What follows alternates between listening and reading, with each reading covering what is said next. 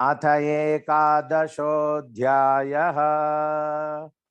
अर्जुन उवाच मदनुग्रहाय परमं गुह्यम् अध्यात्मसंहितं यत्त्वयोक्तं वचस्तेन मोहोऽयं विगतो मम।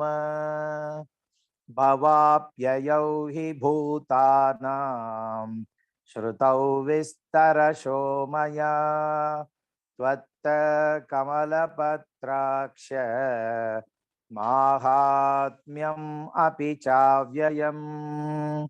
एवं एतत् यथा तत्त्वम् आत्मानं परमेश्वर द्रष्टुम् इच्छामि ते रूपम् ऐश्वरं पुरुषोत्तम। मन्यसे यदि तच्छक्यं मया द्रष्टुम् इति प्रभो योगेश्वर ततो मे त्वं दर्शयात्मानम् अव्ययम्। श्रीभगवान् उवाच पश्य मे पार्थरूपाणि शतशोत्तसहस्रशः नानाविधानि दिव्यानि नानावर्णाकृतीनि च। पश्यादित्यान् वसून् रुद्रान् अश्विनौ मरुतस्तथा बहून्यदृष्टपूर्वाणि पश्याश्चर्याणि भारत। इहैकस्तं जगत्कृत्स्नं पश्याद्य सचराचरम् मम देहे गुडाकेश यच्चान्यद्द्रष्टुम् इच्छसि न तु मां शक्यसे द्रष्टुम् अनेनैव स्वचक्षुषा दिव्यं ददामि ते चक्षुः पश्य मे योगम् ऐश्वरम्। संजय उवाच एवम् उक्त्वा ततो राजन् महायोगेश्वरो हरिः दर्शयाम्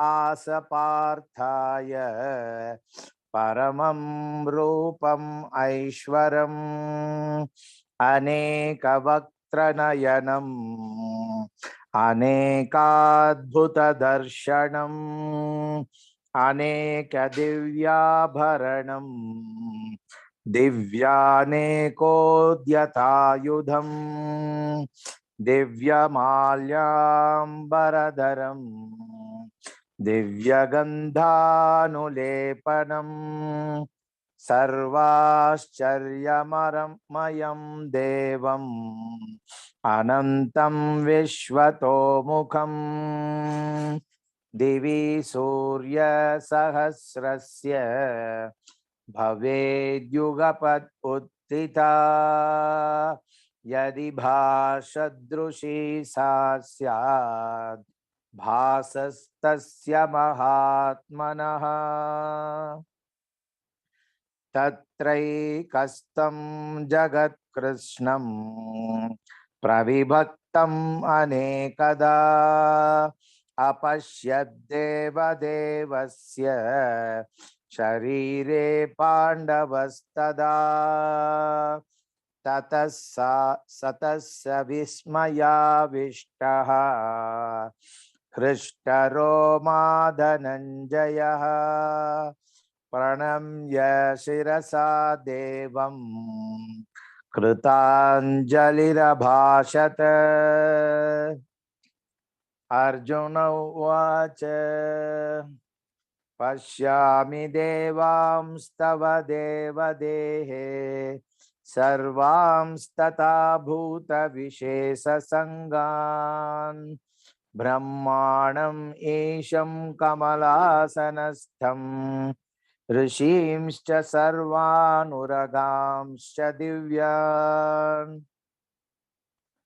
अनेकबाहूदरवक्त्रनेत्रम् पश्यामि त्वां सर्वतोऽनन्तरूपम् नान्तं न मध्यं न पुनस्तवादिम् पश्यामि विश्वेश्वर विश्वरूप किरीटिनं गदिनं चक्रिणं च तेजोराशिं सर्वतो दीप्तिमन्तम् पश्यामि त्वां दुर्निरीक्ष्यं समन्तात् दीप्तानलार्कद्युतिम् अप्रमेयम्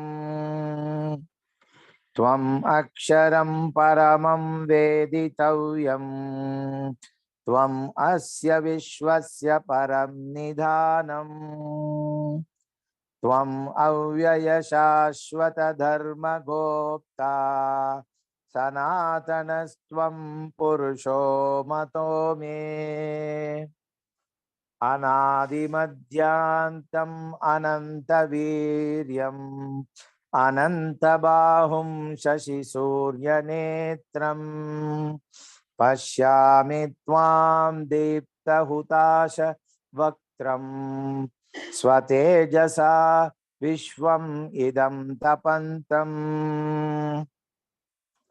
द्यावा पृथिव्योरिदम् अन्तरं हि व्याप्तं त्वयैकेन दिशश्च सर्वाः दृष्टाद्भुतं रूपम् उग्रं तवेदं लोकत्रयं प्रव्यतिथं महात्मन् अमीहि त्वां सुरसङ्गा विशन्ति केचित् भीता प्राञ्जलयो गृह्णन्ति स्वस्तीत्युक्त्वा महर्षि सिद्धसङ्गाः स्तुवन्ति त्वां स्तुतिभिः पुष्कलाभिः रुद्रादित्या वसवो ये च साध्याः विश्वेश्विनौ मरुतश्चोष्मपाश्च गन्धर्वयक्षासुरसिद्धसङ्गाः वीक्षन्ते त्वां विस्मिताश्चैव सर्वे रूपं महत्ते बहुवक्त्रनेत्रं महाबाहो बहुबाहुरुपादं बहूदरं बहुदंश्राकरालं दृष्ट्वा लोका प्रव्यथितास्तथाहम् नभस्पृशं दीप्तम् अनेकवर्णं व्यात्ताननं दीप्तविशालनेत्रं दृष्ट्वा हि त्वां प्रव्यथितान्तरात्मा धृतिं न विन्दामि शमं च विष्णो दंष्ट्राकरालानि च ते मुखानि दृष्ट्वैव कालानलसन्निभानि दिशो न जाने न लभे च शर्म प्रसीद देवेश जगन्निवास अमी च त्वां धृतराष्ट्रस्य पुत्राः सर्वे सहैवावनिपालसङ्गैः भीष्मो द्रोणसूतः पुत्रस्तथासौ सहास्मदीयैः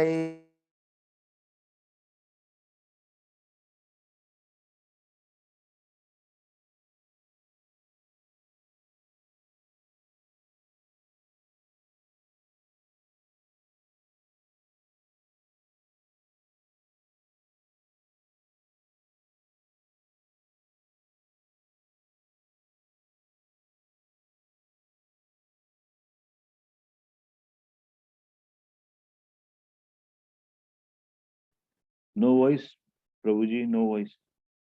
Yes, Prabhuji, from Vaktrani, we are not able to hear you. Hare Krishna, Prabhuji. Prabhuji,